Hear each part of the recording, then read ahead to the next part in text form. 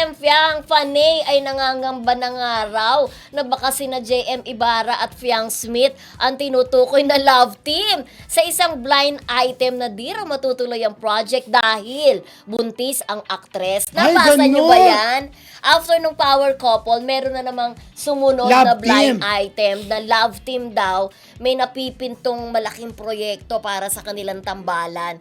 Pero mukhang mauunsyami dahil daw buntis itong aktres. Pero may yung show actress. silang pelikula. Oo. Diba? So sabi nila sana naman, hindi naman totoo. Sabi ng mga JM Fiang. Oo. Diba sa palagay ninyo? Pero kung matalino yan kung sakaling sila na ang JMP ang magjowa, hindi naman aabot sa puntong magkakabuntisan dahil mahal nilang kanilang karir at matalino naman si JMP. At saka, ang babata pa Oo, nila hindi yan. para gawin nila yun. Siyempre, sila yung sikat na love team na magkakaroon ng bagong project. Isipin ng JMP ang funny. Pero actually marami namang love team na magkakaroon ng project this year. Hindi Oo. lang naman talaga sila, 'di ba?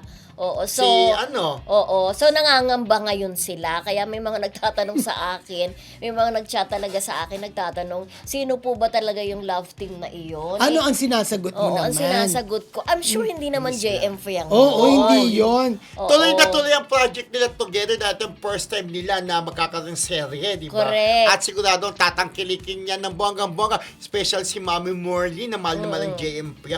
Yung mga principal na binabati, di ba? Si Hasna, Hi, si Hasna. Ayana, at saka si Sumala. Yan, o, diba? Sumala, Puro hello. may letter A, kaya madaling matandaan. Of course, nanonood din sa atin yung mga Dasbia. Maraming Yes. Dasbia na nanonood Dasbia, sa hello. atin. Yung mga, si Wilka. Mick, yung Mick Brent.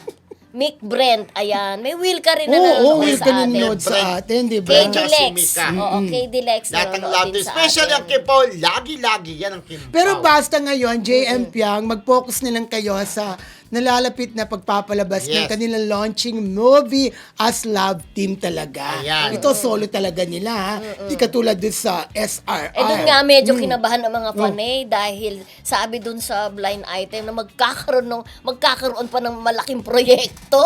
Sabi ko Nagkataon naman. Kaya nagkataon isipin naman. na sila talaga ang Oo. JMP yan. Correct. Pero hindi pa yan. Naniniwala ko hindi. Maraming buntis. love team. Oo, Hindi lang marami. naman sa kabila, kundi sa ibang din, 'di ba, network. Maraming love Baka yung teams. isang love team na Oh, Yung paborito mo.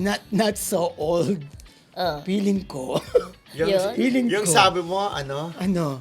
Wag Basta meron isang love team sila ha, na ang sabi daw, yun na nga, buntis daw ang girl lalo. So, abangan na natin kung sino pong proyekto na hindi matutuloy. So, ibig sabihin, pag hindi natuloy, John Tess ang Girlita Amor. Yes! Okay.